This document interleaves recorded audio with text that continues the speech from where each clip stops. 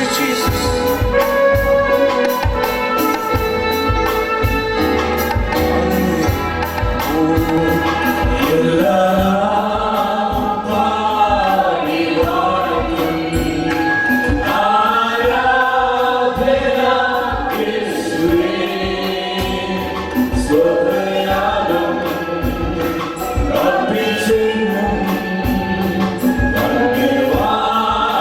സ്തുതിച്ചിടുന്നു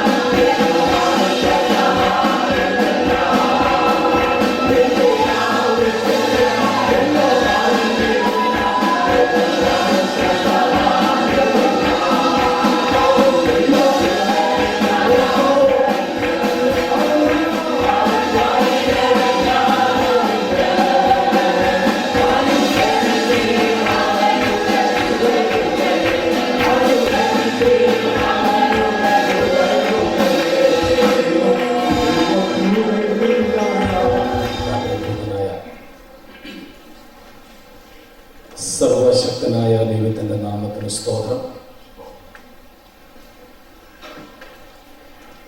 ക്രൂശിൽ നമുക്ക് വേണ്ടി പരമയാഗമായി തീർന്ന ക്രിസ്തുയേശുവിന്റെ നാമത്തിൽ നിങ്ങളേവർക്കും ക്രിസ്തീയ സന്ധ്യാവന്ദനങ്ങൾ. പ്രത്യേകാൽ ഈ യോഗത്തിൻ്റെ അധ്യക്ഷൻ 19ാമത് നാക്കോവിൻ്റെ പ്രസിഡന്റ്, അദ്ദേഹത്തോടൊപ്പം പ്രവർത്തിക്കുന്ന എല്ലാ ടീം അംഗങ്ങൾ,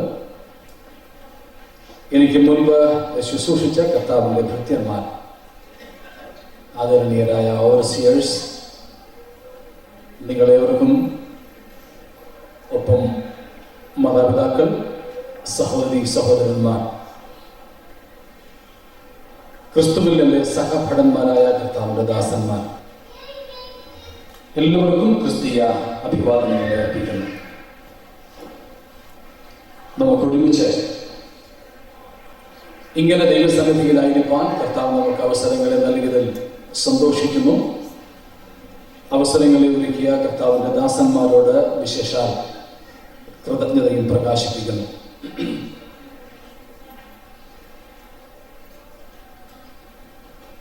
പെന്തക്കോസ്തിന്റെ ശക്തി എന്ന വിഷയത്തെ തിരിച്ചുകൊണ്ട് നാം ഇതിനോടകം ഒന്നിലധികം മുല്ലക്കു സന്ദേശങ്ങൾ കേട്ടു കഴിഞ്ഞു. കർത്താവിന്റെ വരവിന് താമസമെങ്കിൽ ഇനിയും ധാരാളം സന്ദേശങ്ങൾ ചെറുതും വലുതുമായി നാം കേൾക്കുവാനും പോകുകയാണ്. നമുക്ക് അപരിചിതമായ ഒരു വിഷയമല്ലത്. വളരെ പരിചിതമായ ഈ പ്രത്യേക ചിന്തയിലേക്ക് നമ്മുടെ ശ്രദ്ധയെ അല്പസമയത്തേക്ക് കൂടെ കൊണ്ടുപോകുവാൻ വേണ്ടി ക്രിസ്തുവിൽ ശരണപ്പെടുന്നു. പ്രാർത്ഥനയോടെ കർത്താവിൻ്റെ സന്നിധിയിൽ നമുക്കായിരിക്കാം.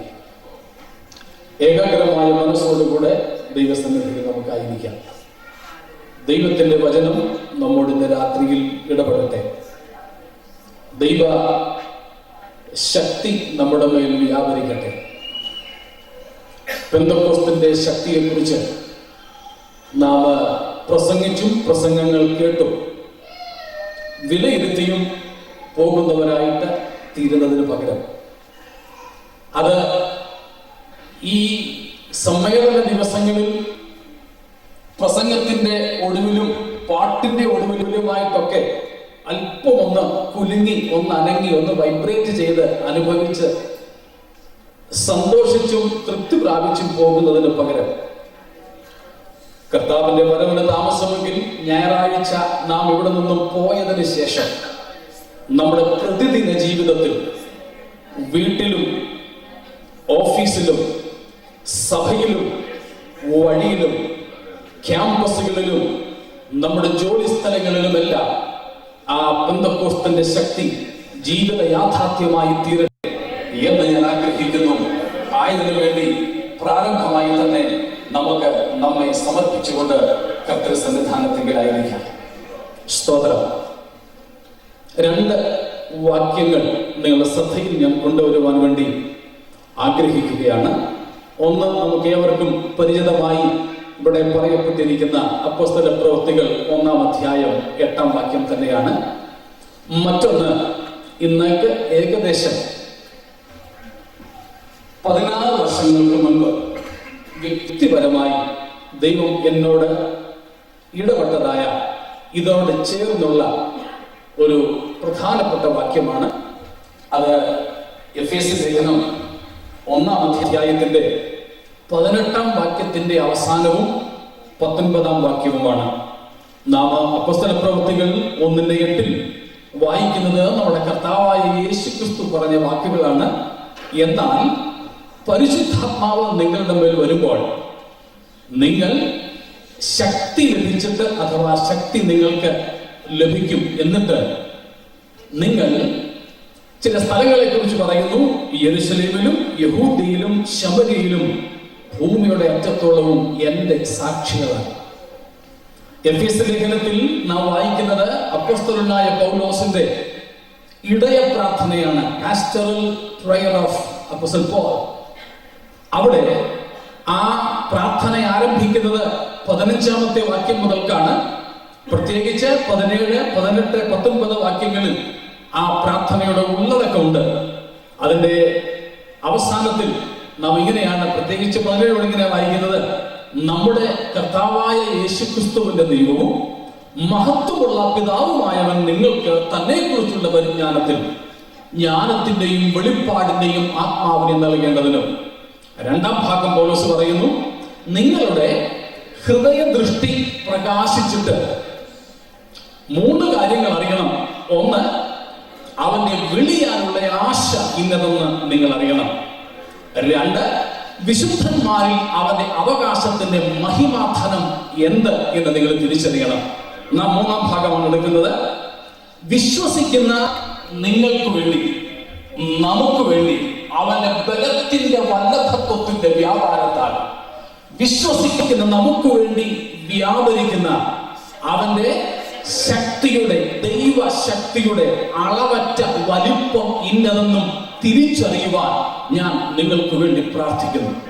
ഒരിടത്ത് ഭാവിയെ കുറിച്ച് ആശങ്കയുള്ളവരായും ജിജ്ഞാസയുള്ളവരായും ദൈവത്തിന്റെ പദ്ധതി എന്തെന്ന് അങ്ങോട്ടാരാഞ്ഞ ശിഷ്യവൃന്ദത്തോട് യേശുക്രിസ്തു പറഞ്ഞ വാഗ്ദത്ത വചനവും കൽപ്പനയും ശാസനയും തർജ്ജനവുമാണ് നാം വായിക്കുന്നത്.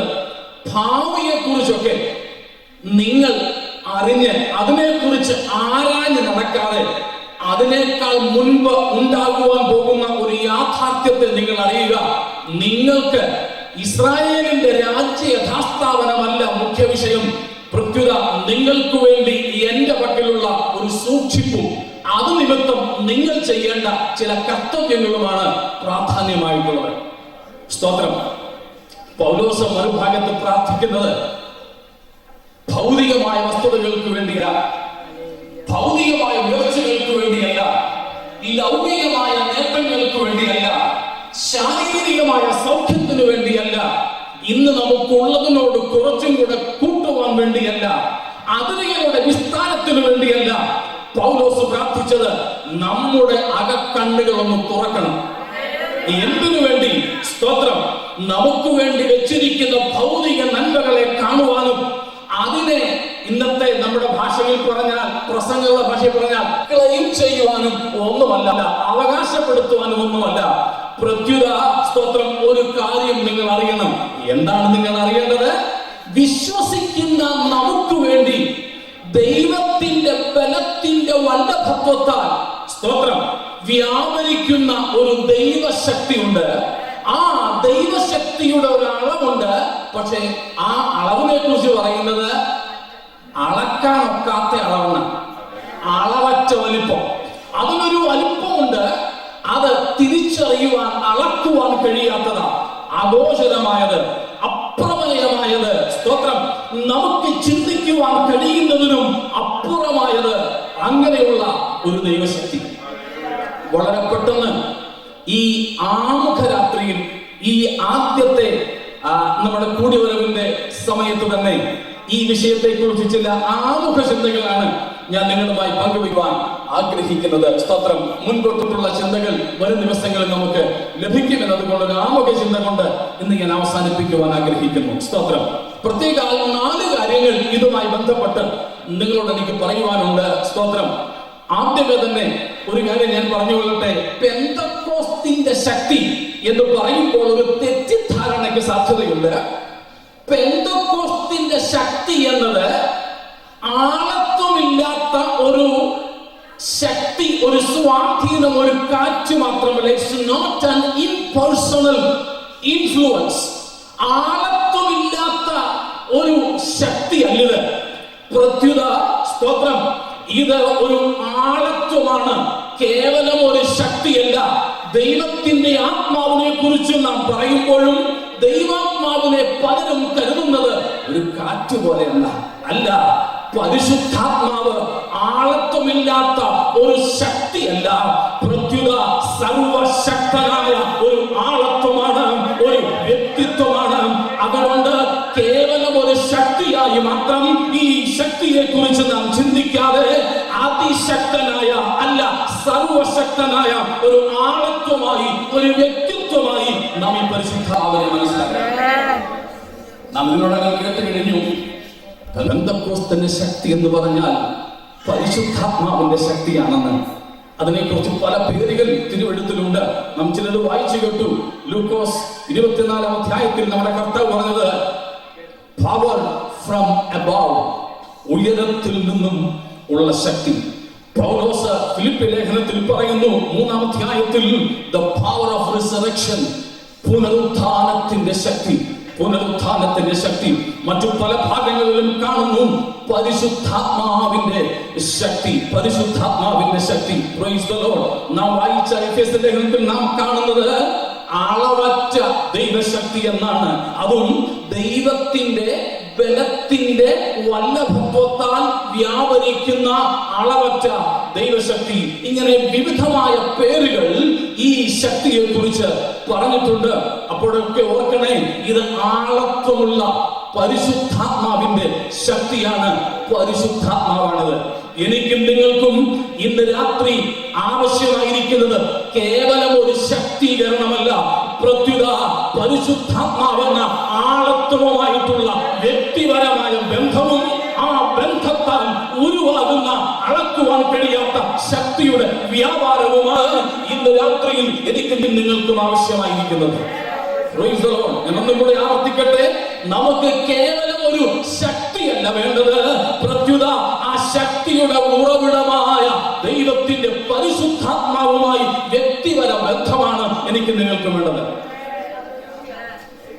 ഈ വ്യക്തിപരമായ ബന്ധമില്ലെങ്കിലും ചിലപ്പോൾ ഇത്തിരി ശക്തിയൊക്കെ കണ്ടെന്നും കാണിച്ചെന്നും വരും. അതിനൊന്നും തൃപ്തിപ്പെടരുത്. സ്തോത്രം. കർത്താവദാസൻ ഉദ്ഘാടന സന്ദേശത്തിൽ പറഞ്ഞുവല്ലോ, ഇതിലേതാ ശരി എന്നൊരു പിടുത്തമില്ല. പക്ഷെ ഷിബു തോമസിന്റെ മാതൃ ചർച്ചിൽ ഉണ്ടായിരുന്ന ഒരു അച്ചായനുണ്ട്. അദ്ദേഹം ഒരിക്കൽ എന്നോട് പറഞ്ഞൊരു കാര്യം ഞാൻ പലയിടത്തും പ്രസ്താവിച്ചിട്ടുണ്ട്. അദ്ദേഹം എന്നോട് പറഞ്ഞു, പക്ഷേ രക്ഷിക്കപ്പെട്ട ആദ്യ നാളുകളിൽ കൺഫ്യൂഷൻസ് ഒന്നും ഉണ്ടായിരുന്നില്ല. കാരണം രക്ഷിക്കപ്പെട്ടിറങ്ങിയപ്പോൾ ഒറ്റ ഒരാള് നടന്നുപോയ ഒരാളിന്റെ മാത്രം 2 പാദങ്ങളുടെ മാത്രം അടയാളം മുമ്പിൽ കാണാമായിരുന്നു. ആ കാലിന്റെ പാദ അടയാളങ്ങളിൽ എന്റെ പാദങ്ങൾ വെച്ച് ഞാൻ ഇങ്ങനെ നടന്ന് നടന്ന് നടന്ന് കുറെ ദൂരം പോയി. കുറെ ചെന്നപ്പോൾ അതൊരു ജംഗ്ഷനാണ്. അങ്ങോട്ടും ഇങ്ങോട്ടും ഒക്കെ പല വഴികളുണ്ട്. ഇവിടെ വരെ ഒരൊറ്റ ഒരാളിന്റെ 2 പാദങ്ങളുടെ മാത്രം ചിഹ്നങ്ങളെ ഉണ്ടായിരുന്നുള്ളൂ. അതേ അടിവെച്ച് നടന്ന് ഈ പ്രത്യേകമായ ഒരു മുക്കിന് വന്നപ്പോൾ, ഒരു ജംഗ്ഷനിൽ വന്നപ്പോൾ അങ്ങോട്ടും ഇങ്ങോട്ടും ഒക്കെ വഴികളുണ്ട്. ഈ ഉള്ള വഴികളിലൂടെ ഒക്കെ ഒത്തിരി പേര് പോയ പലരുടെയും പാദത്തിന്റെ ചിഹ്നങ്ങളുണ്ട്. ഞാനിപ്പോൾ ഇവിടെ കൈയും കെട്ടി താടിക്ക് കൈയും കൊടുത്ത് നിൽക്കുക. ഞാൻ ഇതുവരെ അനുഗമിച്ച പാദങ്ങൾ ഇതിൽ ഏത് വഴിയെ കൂടെയാ പോയതെന്ന് അറിയാൻ ഒരു പിടുത്തമില്ല. ഞാൻ പലരോടും ചോദിച്ചു, ഇവിടെ നടന്നു വന്നയാള് ഇതിനെതിരെയാ പോയത്, അറിയത്തില്ല. ആകെപ്പാട് കൺഫ്യൂഷനാ. ഞാൻ പറഞ്ഞ കാര്യം മനസ്സിലായോ? അങ്ങനെ ഒരു കൺഫ്യൂഷന്റെ ആവശ്യം പക്ഷെ നമുക്കില്ല. കാരണം സ്തോത്രം, ആ നടന്നു വന്ന ഏകനാഥനായ യേശു ഏത് പാതയിലൂടെയാണ് നടന്നുപോയതെന്ന് അവന്റെ പാദത്തിന്റെ ചിഹ്നങ്ങൾ രേഖപ്പെടുത്തിയ ഒരു നല്ല പുസ്തകം എനിക്കും നിങ്ങൾക്കുമുണ്ട്. അതുകൊണ്ട് അവൻ നടന്നു കാണിച്ച അതേ മാതൃകയിലൂടെ നാം നടന്നുപോയാൽ ഈ പറയപ്പെട്ട ആശയക്കുഴപ്പത്തിൽ ഞാനും നിങ്ങളും എത്തുകയില്ല. അതുകൊണ്ട് ഈ ദൈവത്തിന്റെയും ആ പരിശുദ്ധാത്മാവിന്റെയും ശക്തിയെ കുറിച്ചും അതിന്റെ നീതിയെ കുറിച്ചും വെളിപ്പെടുത്തിയിരിക്കുന്ന പുസ്തകവുമായി നമുക്ക് നല്ല പരിചയം ഉണ്ടാകട്ടെ. ഇതിൽ പരിചയമില്ലാതെ വരുമ്പോഴാണ് ആശയക്കുഴപ്പം ഉണ്ടാകുക. സ്തോത്രം. ദൈവത്തിന്റെ പരിശുദ്ധാത്മാവിന്റെ ശക്തി, അതിന്റെ ഒരല്പം ചരിത്രം എന്ന് പറയാം.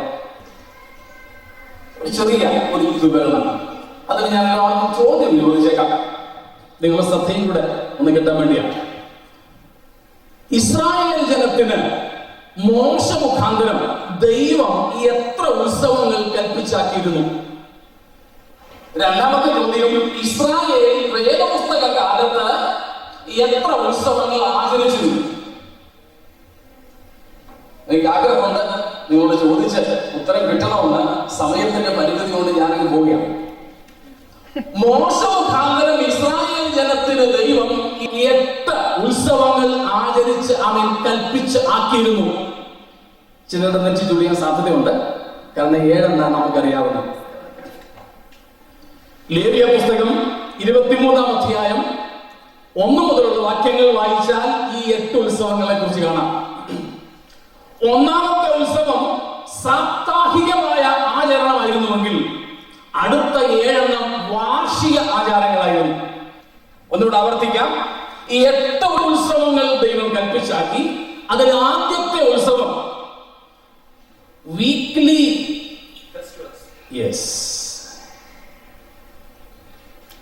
ആഴ്ച തോറും ആചരിക്കേണ്ട ശബത്താചരണമാണ്. ലെവിറ്റിക്കസ് ചാപ്റ്റർ 23 വേഴ്സസ് 1-3 ഈ 3 വാക്യങ്ങളിൽ ആ കാര്യം വ്യക്തമാക്കുന്നു. എന്നാൽ 4 മുതലുള്ള വാക്യങ്ങളിൽ നാം കാണുന്നുണ്ട് 7 ഉത്സവങ്ങൾ.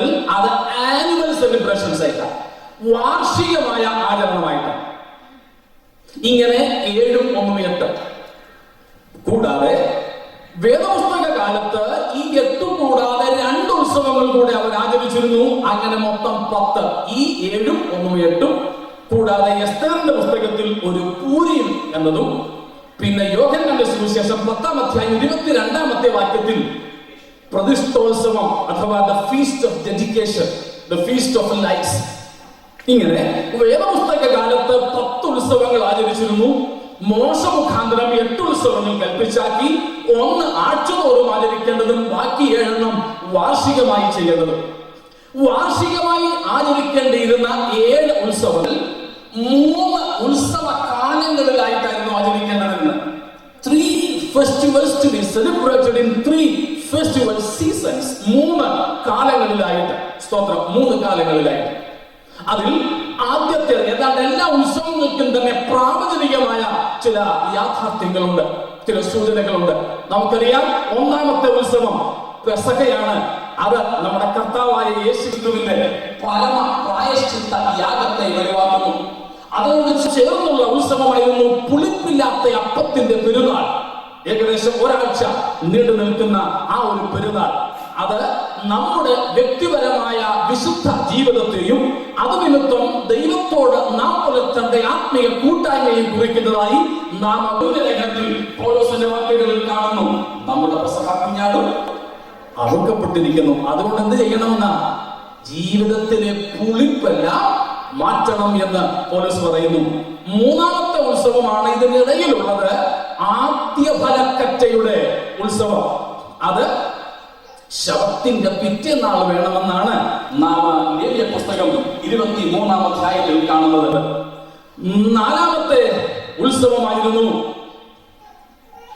സ്തോത്രം, ഈ വാരോത്സവം അല്ലെങ്കിൽ പെന്തക്കോസ്ത് എന്ന് പറയുന്നത്. പിന്നീട് നാം കാണുന്നതാണ് കാഹള നാമത്തിന്റെയും പിന്നീട് മഹാപാപ പരിഹാര യാഗത്തിന്റെയും ഒടുവിലായി കൂടാര പെരുന്നാൾ അല്ലെങ്കിൽ കായികനി പെരുന്നാൾ എന്നുള്ളത്. അതിൽ പെസഹ കൂടാതെ 2-ാമത്തേത് പുളിപ്പില്ലാത്ത അപ്പത്തിന്റെ പെരുന്നാള്, 3-ാമത്തേത് ആദ്യ ഫലക്കറ്റയുടെ പെരുന്നാള്, 4 വാരോത്സവം അഥവാ പെന്തക്കോസ്ത്. ഈ 4 ചരിത്രത്തിൽ അതിന്റെ നിവർത്തി പ്രാപിച്ചു കഴിഞ്ഞു. എന്നാൽ ബാക്കിയുള്ളത് ഇനിയും കാത്തിരിക്കുകയാണ്. ഞാൻ അതുകൊണ്ട് ഒന്നിടയ്ക്ക് കയറി പറഞ്ഞു കൊള്ളട്ടെ. ഇന്ന് പെന്തക്കോസ്തിന്റെ ആവർത്തനം ദൈവസഭയിൽ ഉണ്ടാകണമെന്ന് നമ്മിൽ പലരും കാത്തിരിക്കുന്നു, ഉണ്ടാകും എന്ന് നാം പ്രതീക്ഷിക്കുന്നു. വ്യക്തിപരമായ വ്യക്തിപരമായ ഒരു പെന്തക്കോസ്തും നമ്മുടെ ജീവിതത്തിൽ ഉണ്ടാകണമെന്ന് നാം ആഗ്രഹിക്കുകയും പ്രാർത്ഥിക്കുകയും ചെയ്യുന്നു. എന്നാൽ ഞാനത് പറഞ്ഞു കൊള്ളട്ടെ, ആരും ശങ്കിക്കരുത്. ഒരു പെന്തക്കോസ്തിന്റെ ദൈവസഭയ്ക്കകത്ത് ഒരു പെന്തക്കോസ്തിന്റെ ആവർത്തനത്തെക്കാൾ ഞാൻ ഇന്ന് കാത്തിരിക്കുന്നത്, സ്തോത്രം, 5-ാമത്തെ പെരുന്നാളിന്റെ നിവർത്തിക്ക് വേണ്ടിയാണ്. അതാണ് കാഹള നാദത്തിന്റെ പെരുന്നാൾ. Praise the Lord. സ്തോത്രം. യേശുക്രിസ്തു പെസഹ കുഞ്ഞാടായി അറുക്കപ്പെട്ടു. യേശുക്രിസ്തുവിന്റെ രക്തത്താൽ എനിക്കും നിങ്ങൾക്കും ദൈവത്തിങ്കിലേക്ക് പ്രവേശനമുണ്ടായി. അത് നിമിത്തം നമുക്ക് വിശുദ്ധ ജീവിതം നയിക്കണം. ആദ്യഫലക്കച്ചയുടെ പെരുന്നാൾ പോലെ നമ്മുടെ കർത്താവായ യേശുക്രിസ്തു മരിച്ചവരുടെ ഇടയിൽ നിന്നും ആദ്യജാതനായി ശവത്തിന്റെ പിറ്റേന്നാൾ ഉയർത്തെഴുന്നേറ്റു. ഇസ്രായേൽ ജനത്തിന് ആദ്യഫലക്കറ്റ ഒരു വലിയ പ്രതീക്ഷയാണ്. അവരുടെ വിളവ്, അവരുടെ കൃഷി വിളഞ്ഞു കഴിയുമ്പോൾ അതിൽ നല്ലത് നോക്കി ആദ്യത്തെ ചില കറ്റകൾ കൊയ്ത് ദൈവസന്നിധിയിൽ കൊണ്ട് യാഗമർപ്പിക്കും, അല്ലെങ്കിൽ കാഴ്ചവെക്കും. അതിൽ നിന്നും ഒരു പ്രതീക്ഷയാണ് ഒരു വലിയ കൊയ്ത്ത് പിന്നാലെ വരുന്നുണ്ടെന്ന്. അങ്ങനെയെങ്കിൽ പ്രിയരെ, എന്റെയും നിങ്ങളുടെയും ആത്മനാഥനായ യേശു ശവത്തിന്റെ പിറ്റേന്നാളിൽ അവൻ മരണത്തിന്റെ പാശങ്ങളെ അറുത്തുകൊണ്ട് ആദ്യഫലമായി മരിച്ചവർക്കിടയിൽ നിന്നും ഉയർത്തെഴുന്നേറ്റുവെങ്കിൽ എനിക്കും നിങ്ങൾക്കും ഒരു വലിയ പ്രത്യാശ അവൻ നൽകി തന്നിട്ടുണ്ട്. ആദ്യഫലമായി അവൻ ഉയർത്തെഴുന്നേറ്റെങ്കിൽ ഇതാ പുറകെ വരുന്നത് വിശുദ്ധന്മാരുടെ ഉയർത്തുന്ന ഒരു വലിയ ഉയർപ്പ്. ഹല്ലേലൂയ, സ്തോത്രം. പ്രിയരേ, നമ്മുടെ കർത്താവായ യേശു മരണത്തിന്റെ പാശങ്ങളെ അറുത്തുകൊണ്ട് ഉയർത്തെഴുന്നേറ്റു. പത്രോസിന്റെ ആദ്യത്തെ പെന്തക്കോസ്ത് പ്രസംഗത്തിൽ അപ്പോസ്തലപ്രവൃത്തികൾ 2:23-24 വാക്യങ്ങളിൽ നാം വായിക്കുന്നത്, നിങ്ങൾ ക്രൂശിച്ചു വന്ന യേശുവിനെ ദൈവം മരണത്തിന്റെ പാശങ്ങൾ അഥവാ കയറുകൾ അറുത്ത് ഉയർത്തെഴുന്നേൽപ്പിച്ചു. എന്നിട്ട് 24-ാം വാക്യം, സ്തോത്രം. ഞാൻ പലപ്പോഴും പറയാറുണ്ട്, വാലല്ല തലയാക്കുമെന്നൊക്കെയുള്ള വാക്യങ്ങൾ മനപ്പാഠമാക്കിക്കൊണ്ട് നടക്കുന്നതിന് പകരം ഇങ്ങനെയൊക്കെയുള്ള കുറെ വാക്യങ്ങൾ മനപ്പാടാക്കി വെച്ചാൽ നല്ലതായിരുന്നു. 24-ാം വാക്യത്തിൽ പത്രോസ് പറയുകയാണ്, സ്തോത്രം, മരണത്തിന് യേശുവിനെ പിടിച്ചു വയ്ക്കുന്നത് അസാധ്യമായിരുന്നു. ഹല്ലേലൂയ. ഹാബേൽ മുതലുള്ള അനേകം ആദാമ്യവർഗത്തെ വിഴുങ്ങിയ മരണം ആദാമ്യവർഗത്തിൽ പിറന്നവനാണെന്നുള്ള ചിന്തയിൽ യേശുവിനെയും വിഴുങ്ങുക 3 ദിവസം വായിൽ കൊണ്ടു നടന്നു. എന്നാൽ സ്തോത്രം, അവൻ ഹിന്ദിക്കാരുടെ ഭാഷയിൽ പറഞ്ഞാൽ ഗലാനഹ്യുത്ര 2-3 ദിവസം കൊണ്ടു നടന്നു. പക്ഷേ കണ്ഠത്തിന് അന്നനാളത്തിലേക്ക് യേശുവിനെ വിഴുങ്ങുവാൻ കഴിഞ്ഞില്ല. മരണത്തിന് അവനെ പിടിച്ചു വയ്ക്കുക അസാധ്യമായിരുന്നു. പഞ്ചശക്തികളെ ജയിച്ചുകൊണ്ട് യേശുക്രിസ്തു ഉയർത്തെഴുന്നേറ്റു. യേശുക്രിസ്തുവിന്റെ കല്ലറയ്ക്ക് കാവൽ നിന്ന അവൻ എക്കാലത്തെയും ശക്തരായ റോമൻ പട്ടാളത്തിന്റെ മിലിറ്ററി പവറിനെ, പട്ടാള ശക്തിയെ, ആ ആദം മുതൽ അല്ലെങ്കിൽ ഹാബേൽ മുതലുള്ള മാനവകുലത്തെ മുഴുവനും തന്റെ പിടിയിൽ ഒതുക്കിയ പ്രാകൃതിക ശക്തിയായ, നൈസർഗിക ശക്തിയായ, നാച്ചുറൽ പവറായ മരണത്തെ, പാപം നിമിത്തം മരണത്തിന്റെ മേൽ അധികാരം ലഭിച്ചിരുന്ന പൈശാചിക ശക്തികളെ. 4, യേശുക്രിസ്തുവിനെ ക്രൂശിക്കുവാൻ വേണ്ടി ഏറ്റവും മുൻകൈയെടുത്ത യഹൂദ മതത്തിന്റെ റിലീജിയസ് മത മേധാവിത്വ ശക്തികളെ. 5, ഇതെല്ലാം കഴിഞ്ഞിട്ട് നാണക്കേടങ്ങ് ഒഴിവാക്കിയേക്കാമെന്ന് കരുതി കല്ലറ, കല്ലിനകത്ത് അല്ലെങ്കിൽ കല്ലുകൊണ്ടുണ്ടാക്കിയ അറയ്ക്കകത്ത് വെച്ച് വലിയ കല്ലുകൊണ്ടുള്ള അടപ്പ് വാതിലും ഉണ്ടാക്കി വെച്ചിട്ട് അതിന് ഒരു രാഷ്ട്രീയമായ മുദ്രയും പതിപ്പിച്ചു. നമ്മളൊക്കെ പ്രാർത്ഥിക്കുമ്പോൾ ഇമ്പീരിയൽ മുദ്ര എന്ന് പറയുന്ന റോമൻ ഗവൺമെന്റിന്റെ രാഷ്ട്രീയ ശക്തികളെ, ഇങ്ങനെ മതശക്തികളെയും പട്ടാള ശക്തികളെയും പൈശാചിക ശക്തികളെയും പ്രാകൃതിക ശക്തികളെയും രാഷ്ട്രീയ ശക്തികളെയും ഒരുപോലെ വെന്ന് അവയെ മുഴുവനും കാൽക്കീഴിലാക്കിക്കൊണ്ട് മരണത്തിന്റെ പാശങ്ങളെ ഉയർത്ത് എഴുന്നേറ്റ യേശു എനിക്കും നിങ്ങൾക്കും ഒരു വലിയ പ്രത്യാശയാണ് നൽകിയിരിക്കുന്നത്. ഒരു വലിയ ഉയർപ്പ് വരുന്നു. മരിച്ചവർ അക്ഷയരായി ഉയർത്തുന്ന വിശുദ്ധന്മാർ മരിച്ചവർക്കിടയിൽ നിന്നും അക്ഷയതയോടെ ഉയർത്തുന്ന ഒരു ദിവസം വരുന്നു.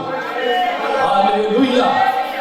അന്ന് മുതൽ 50 ദിവസം എണ്ണമായിരുന്നു. അതുകൊണ്ട് വാരോത്സവം എന്ന 4ാമത്തെ ഉത്സവം പെന്തക്കോസ്തിന് പേര് വന്നത്. സ്തോത്രം. വാരോത്സവം, ആഴ്ചകളുടെ 7 ആഴ്ചകൾ, 49 ദിവസം കഴിഞ്ഞ് 50ാമത്തെ ദിവസം വീണ്ടും അവർക്കൊരു ഉത്സവമായിരുന്നു. സ്തോത്രം.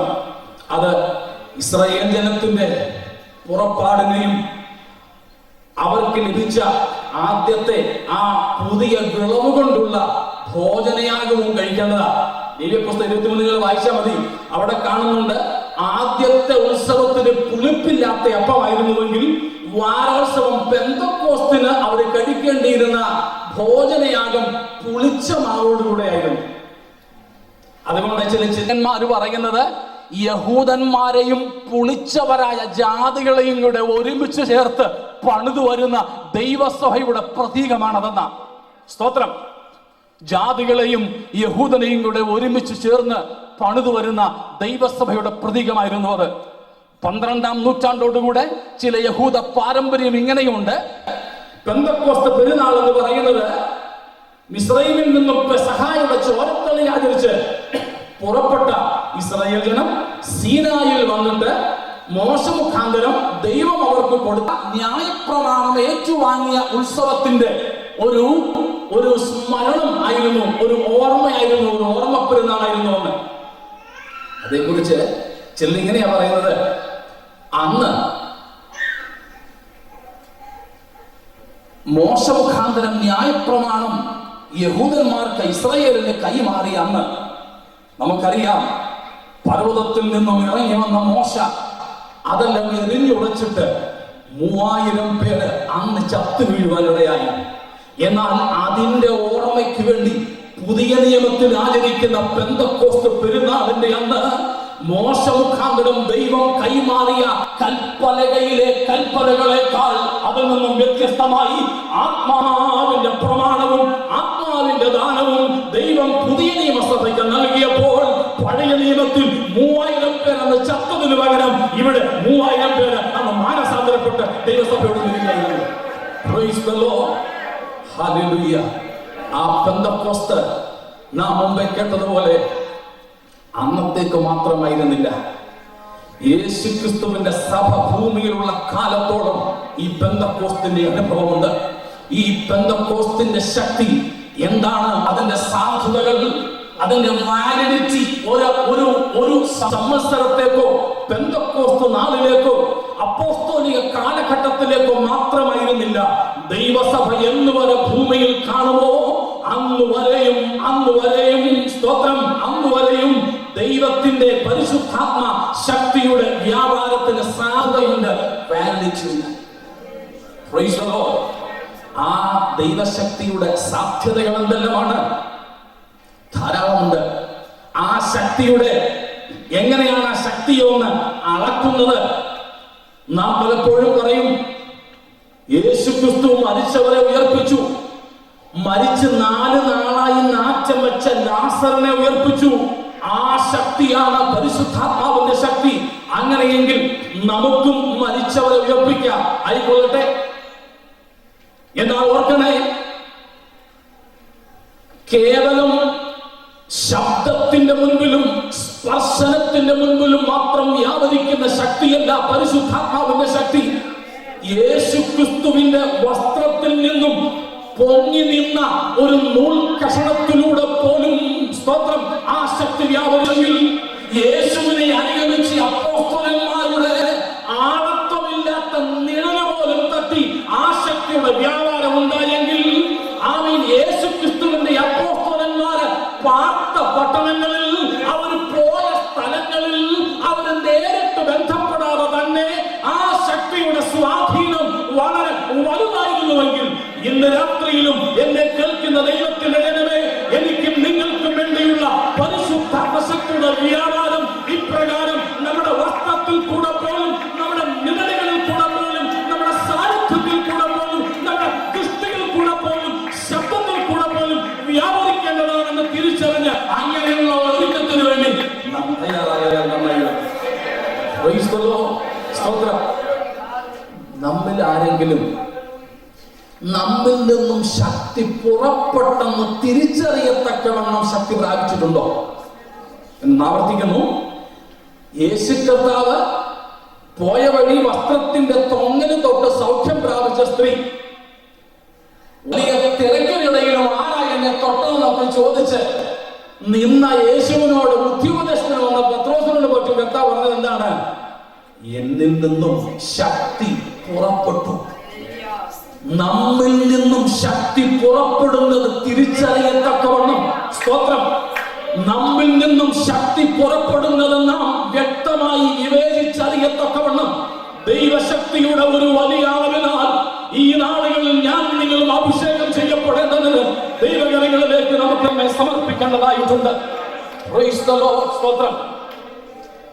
അതിന്റെ രണ്ട് അളവുകളോട് പറഞ്ഞിട്ട് എന്തെങ്കിലും നിർത്തിയേക്കാം. ഒരളവ് അപ്പോസ്തല പ്രവൃത്തികൾ 19-ാം അധ്യായത്തിലുണ്ട്. ഏതാണ്ട് 4 അടി പൊക്കമുള്ള, കണ്ണ് പഴുത്ത് ഉന്തി ഒഴുകിക്കൊണ്ടിരിക്കുന്ന, പ്രസംഗം കേട്ടാൽ ആൾക്കാർ ഉറങ്ങി താഴെ വീണ് ചത്തുപോകുന്നതിനും ചാതുര്യമില്ലാത്ത പ്രസംഗകൻ. ഞങ്ങളൊക്കെ പ്രസംഗിക്കുമ്പോൾ ആൾക്കാർ ഉറങ്ങിയിട്ടുണ്ട്, ഇപ്പോഴും ചിലർക്കൊക്കെ ഉറക്കം വരുന്നുണ്ട്. എന്നാലും ആരും വീണിട്ടുമില്ല, ചത്തിട്ടില്ല. പക്ഷെ ഈ ആള് പ്രസംഗിച്ചത് കേട്ടോ ഉറങ്ങുകയും ചെയ്തു, വീണ് ശ്വാസം പോയി. പിന്നെ അദ്ദേഹം ആയതുകൊണ്ട് ശക്തി ആളെ എഴുന്നേൽപ്പിച്ചിട്ട് പിന്നെ ഇരുത്തിയത് യോഗം മുടങ്ങില്ല. അപ്പോൾ വാക്ചാതുര്യമില്ലാത്ത 4 അടി പൊക്കക്കാരനായ കണ്ണു പഴുത്തൊടുക്കുന്ന ഒരു മനുഷ്യൻ തന്റെ കാലിന്റെ ഒന്നും അസ്ഥികൾക്ക് ബലമില്ലാതെ വില്ലുപോലെ കാല് വളഞ്ഞു പോകുമായിരുന്നൊക്കെയാണ് ചിലരൊക്കെ പറയുന്നത്. നിങ്ങളായിക്കോട്ടെ, അങ്ങനെയുള്ള ഒരു കൊച്ചു മനുഷ്യൻ പുരാതന ലോക സത്താത്ഭുതങ്ങളിൽ ഒന്നായിരുന്ന ആകാശത്ത് നിന്നും അളന്നു വീണ മ്ലേച്ഛവിഗ്രഹമായ അർത്തമീസിന്റെ ലോകത്തെ മുഴുവൻ സ്വാധീനിക്കുന്ന ആഭിചാര ശക്തികളുടെ അഭിസാരികളുടെ ശതക്കണക്കിന് ആൾക്കാർ പാർക്കുന്ന ആ എഫെസോസ് പട്ടണത്തിൽ ഈ കൊച്ചു മനുഷ്യൻ, ഈ ദുർബലനായ മനുഷ്യൻ, നല്ലപോലെ കാഴ്ചവിവക്ഷയില്ലാത്ത, സംസാരശേഷിയില്ലാത്ത ഈ മനുഷ്യൻ അവിടെ കടന്നു. ഇന്നൊക്കെ നമ്മിൽ പലരും ചെയ്യുന്നത് പോലെ പ്രയർ വോക്ക് നടത്തിയിട്ടില്ല. അവിടെ പോയി പൗലോസ് പ്രാർത്ഥിച്ച് പട്ടണത്തിനും അമ്പലത്തിനും ചുറ്റും വെള്ളമൊന്നും ഒഴിച്ചിട്ടില്ല. അവിടെ പ്രത്യേകിച്ച് ഉപവസിച്ചതായിട്ടൊന്നും രേഖയില്ല. എങ്കിലും ഈ കൊച്ചു മനുഷ്യൻ പട്ടണത്തിൽ അങ്ങോളം ഇങ്ങോളം പോയി ആൾക്കാരോട് സുവിശേഷം പറഞ്ഞതേ ഉള്ളൂ. സംഭവിച്ചത് നമുക്കറിയാം. സ്തോത്രം. അവിടെയുള്ള അർത്തമീസ് മഹാദേവിയുടെ മഹത്വം പോകത്തക്കവണ്ണം ഈ കൊച്ചു മനുഷ്യനിൽ വ്യാപരിച്ച ശക്തിയുടെ വ്യാപാരം ആ പട്ടണത്തിലുണ്ടായെങ്കിൽ ഇന്ന് രാത്രിയിൽ എന്നെ കേൾക്കുന്ന ദൈവജനമേ, അമേരിക്കയോ ഇന്ത്യയോ മറ്റേത് രാഷ്ട്രവുമാകട്ടെ, പാപമോ മ്ലേച്ഛതയോ പൈശാചിക ശക്തികളോ കൊടികുത്തി വാഴുന്ന ഇടങ്ങളിലും ഞാനും നിങ്ങളും ഒരു കൂട്ടമായി പോലും വേണമെന്നില്ല, ഒറ്റയ്ക്ക് ഈ ശക്തിയാൽ നിറയപ്പെട്ടവരായി ചെല്ലുന്നുവെങ്കിൽ നമ്മിൽ വ്യാപരിക്കുന്ന പരിശുദ്ധാത്മ ശക്തിയുടെ അളവറ്റ ഒരു വ്യാപാരം അവിടെ ഉണ്ടായിട്ട് ഒരു വലിയ ഉദ്ധാരണം അവിടെ നടക്കും. അങ്ങനെയുള്ള ഒരവസ്ഥയ്ക്ക് വേണ്ടി നാം ഈ നാടുകളിൽ നിന്ന് ഒരുങ്ങണം. കേവലം ഞാൻ ആദ്യമേ പറഞ്ഞല്ലോ, പ്രസംഗകന്റെ ശബ്ദമുയരുമ്പോൾ ഉളവാകുന്ന കേവലം ഒരു കയ്യടിയും കുലുക്കവുമായി ഇത് മാറാതെ നാം ഒറ്റയ്ക്ക്, കൂട്ടമായിട്ടല്ല, ഒറ്റയ്ക്ക് പുറത്തിറങ്ങി ജീവിക്കുന്ന സാധാരണ നമ്മുടെ ദിനചര്യയിലും നമ്മളിലൂടെ ഈ ശക്തി വ്യാപരിക്കത്തക്കവണ്ണം നമ്മുടെ ജീവിതം ഒന്ന് സമർപ്പിതമായിരുന്നുവെങ്കിൽ എത്ര നന്നായിരുന്നു. Praise the Lord. ആ ശക്തിയുടെ മറ്റൊരു വലിപ്പത്തെ കുറിച്ചാണ് പൗലോസ് എഫേസ്യർ 1:18-19 പറഞ്ഞത്. സ്തോത്രം. നാം വിശ്വസിക്കുന്നവർക്ക് വേണ്ടി വ്യാപരിക്കുന്ന ദൈവശക്തിയുടെ അളവറ്റ വലിപ്പം. ഈ അളവറ്റ വലിപ്പത്തെ പിന്നെ എങ്ങനെ അളക്കാൻ പറ്റുക? അതിന് പൗലോസ് തരുന്ന ഒരു അളവുകൾ തുറന്ന കല്ലറയാണ്. അളവറ്റ ദൈവശക്തിയുടെ അളവിനെ അളക്കുവാൻ പൗലോസ് തരുന്ന അളവുകോൽ യേശുക്രിസ്തുവിന്റെ ഉയർത്തെഴുന്നേൽപ്പാണ്. യേശുവിന്റെ ഉയർപ്പിന് ഒരു വിശേഷതയുണ്ട്. സ്തോത്രം. വേദപുസ്തകത്തിൽ 8 പേരെ ഉയർത്തിട്ടുണ്ട്, പക്ഷേ ദ്രവത്വത്തിലേക്കാണ്. Resurrection unto mortality. 8 പേരുണ്ട് ദ്രവത്വത്തിലേക്ക് ഉയർത്തവർ. എന്നാൽ അങ്ങനെയുള്ള ദ്രവത്വത്തിലേക്കുള്ള ഉയർപ്പായിരുന്നില്ല യേശുവിൻ്റെത്. യേശു ക്രിസ്തുവിന്റെ അടച്ചു വെച്ചിരുന്ന ആ കല്ലറയ്ക്കകത്തിരുന്ന ആ ശവത്തിന്റെ മേൽ, ആ ശരീരത്തിന്റെ മേൽ ഈ ദേശത്ത് വ്യാപരിച്ചപ്പോൾ, ഒന്ന്, ആ ശരീരം ഉയർത്തു. രണ്ട്, ആ ശരീരം രൂപാന്തരപ്പെട്ടു. മൂന്ന്, ആ ശരീരം സ്വർഗത്തിലേക്ക് എടുക്കപ്പെട്ടു. നാല്, സകലത്തിനും മീതെ ആ ആഴത്വം ഇരുത്തപ്പെട്ടു. അങ്ങനെയെങ്കിൽ പരിശുദ്ധാത്മാവിന്റെ ശക്തിയുടെ അളവറ്റ വലിപ്പം എന്താണെന്ന് പൗലോസ് പറയുകയാണ്. പ്രിയരെ, അത് നമ്മെയും ഉയർപ്പിച്ച് സ്തോത്രം സ്വർഗ മഹിമകളിലേക്ക് അവൻ കൊണ്ടുപോകുവാൻ പര്യാപ്തമായ ദൈവത്തിന്റെ ശക്തിയാണ്. ദൈവത്തിന്റെ ശക്തിയാണ്. Praise the Lord. ഇന്ന് രാത്രിയിൽ ആ ശക്തി, ഇതേക്കുറിച്ചൊക്കെ തിരുവെഴുത്തിൽ നിന്ന് ഇത്രയൊക്കെ ചിന്തിച്ചു. പക്ഷേ ഇന്ന് എന്തുകൊണ്ട് ഇത് നമ്മുടെ ഇടയിലില്ല? പരിശുദ്ധാത്മാവിന് പ്രായമായോ? പരിശുദ്ധാത്മാവിനെ രോഗം ബാധിച്ചോ? പരിശുദ്ധാത്മാവിനെ മറ്റു വല്ല ശക്തികളും തടഞ്ഞു വെച്ചിരിക്കുകയാണോ? അയ്യോ, അല്ല. പരിശുദ്ധാത്മാവ് ജരാനരകൾ ബാധിക്കാത്ത നിത്യനായ ദൈവമാണ്. പരിശുദ്ധാത്മാവിന് സ്തോത്രം ഒരു കുറവും ഭവിക്കുകയില്ല. പിന്നെ എന്തുകൊണ്ട് ഇന്നത്തെ സഭയിൽ ഇതൊന്നും നടക്കുന്നില്ല? എന്തുകൊണ്ട് ഇന്ന് ഇതൊന്നും നടന്ന് നാം കാണുന്നില്ല? സ്തോത്രം. അതിന് പരിശുദ്ധാത്മാവിനല്ല കുഴപ്പം, മറിച്ച് പരിശുദ്ധാത്മാവ് പ്രാപിക്കേണ്ട നമുക്ക് കുഴപ്പം. ഞാൻ ആവർത്തിക്കുന്നു, ഇതുവരെ നമുക്ക് സന്തോഷമായിരുന്നു, ആത്മാവ് ഇങ്ങനെ വ്യാപരിച്ചുകൊണ്ടിരുന്നു.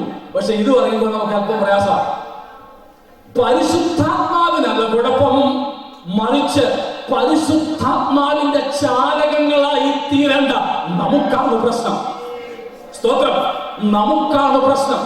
എന്നാൽ ഈ ദിവസങ്ങളിലെ യോഗങ്ങളിലൂടെ നാം ഈ ദൈവാത്മാവിന് പ്രവർത്തിപ്പാൻ കഴിയുന്ന ചാലകങ്ങളായി മാറുമെങ്കിൽ, നമ്മെ തന്നെ നാം ദൈവത്തിന്റെ കരങ്ങളിലേക്ക് ഏൽപ്പിച്ചു കൊടുക്കുമെങ്കിൽ, ആ നൂറ്റാണ്ടിൽ വ്യാപരിച്ചതുപോലെ ഇന്നും നമ്മളിലൂടെ വ്യാപരിപ്പാൻ, നമ്മുടെ ദേശത്ത് വ്യാപരിപ്പാൻ ഈ പരിശുദ്ധാത്മാവിന് ആഗ്രഹമുണ്ട്.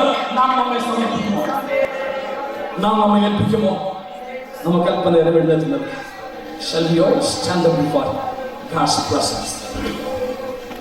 Praise the Lord. സ്തോത്രം. എന്തുകൊണ്ടാണ് സ്തോത്രം നമുക്ക് ഇന്ന് ഈ ശക്തി അനുഭവിപ്പാൻ കഴിയാതിരിക്കുന്നത്? എന്തുകൊണ്ടാണ് നമ്മളിലൂടെ ഇത് വ്യാപരിക്കാതിരിക്കുന്നത്? സ്തോത്രം. ഞാൻ ഓർപ്പിക്കട്ടെ പ്രിയരെ, ഹല്ലേലൂയ, സ്തോത്രം. ദൈവത്തിന്റെ ആത്മാവിനെ വ്യാപരിക്കണമെങ്കിൽ സ്തോത്രം നാം വിശുദ്ധന്മാരായിരിക്കണം. ഇന്നത്തെ പ്രശ്നം എന്താ? അനുസരണമില്ലാത്ത ആരാധനയും വില കൊടുക്കാത്ത യാഗാർപ്പണങ്ങളും, സ്തോത്രം, വിശുദ്ധിയില്ലാത്ത ശക്തിയും വേർപാടില്ലാത്ത വിശുദ്ധിയും, ഇതൊക്കെ ഇന്നുണ്ടായിക്കൊണ്ടിരിക്കുമ്പോൾ നമുക്ക് നമ്മെ ഒന്ന് സമർപ്പിക്കാം. ദൈവമേ, ഞാൻ എന്റെ ജീവിതം, ഞാൻ എന്ന പാത്രം വിശുദ്ധമായി തീരട്ടെ. ഇന്ന് രാത്രിയിൽ ഒരു ദൈവശക്തി നാം പ്രാപിക്കണമെന്ന് ആഗ്രഹിക്കുന്നുവെങ്കിൽ നാം നമ്മുടെ പാത്രത്തെ നമ്മെ തന്നെ ശുദ്ധീകരണത്തിനായിട്ട് ഏൽപ്പിച്ചു കൊടുക്കാം. സ്തോത്രം, സ്തോത്രം. നമുക്ക് നമ്മെ തന്നെ സമർപ്പിക്കാം. കർത്താവേ, എന്നിലുള്ള അശുദ്ധികൾ നമ്മുടെ ആചരണങ്ങളിലല്ല, നമ്മുടെ സ്വഭാവത്തിൽ വിശുദ്ധി ഉണ്ടാകട്ടെ. സ്തോത്രം. Not in our conduct, but in our character. നമ്മുടെ പെരുമാറ്റത്തിലെ വിശുദ്ധിയേക്കാൾ നമ്മുടെ സ്വഭാവത്തിലുള്ള വിശുദ്ധിക്കാണ് ദൈവം പ്രാർത്ഥന നൽകുന്നത്. ഇന്ന് പകൽ അതിനായി നാം നമ്മെ തന്നെ സമർപ്പിക്കുമോ? Hallelujah, hallelujah. നമുക്കൊരു സമർപ്പണത്തിലേക്ക് എത്തിച്ചേരാം. Praise the Lord. പ്രിയപ്പെട്ട ഒരു പാട്ടുപാടി നാം ഒരുമിച്ച് സന്തോഷിക്കുന്നതിന് മുമ്പ് ഒരു നിമിഷം നമുക്ക് നമ്മുടെ ജീവിതത്തെ സമർപ്പിക്കാം. നമുക്ക് ഒരുമിച്ച് കർത്താവിലേക്ക് നോക്കാം. ദൈവമേ, അങ്ങയുടെ പരിശുദ്ധാത്മാവിനെ പ്രവർത്തിപ്പാൻ തടസ്സമായി എന്റെ ജീവിതത്തിലുള്ള അശുദ്ധികളെ, എന്നിലുള്ള പോരായ്മകളെ, എന്നിലുള്ള പാലപ്പുഴകളെ ഞാൻ തിരുമുമ്പാകെ സമ്മതിക്കുന്നു, ഏറ്റു പറഞ്ഞു ഉപേക്ഷിക്കുന്നു, എന്നെ തന്നെ വിശുദ്ധീകരണത്തിനായി ഏൽപ്പിക്കുന്നുവെന്ന് നമുക്ക് നമ്മെ സമർപ്പിക്കുവാൻ കഴിയുമോ?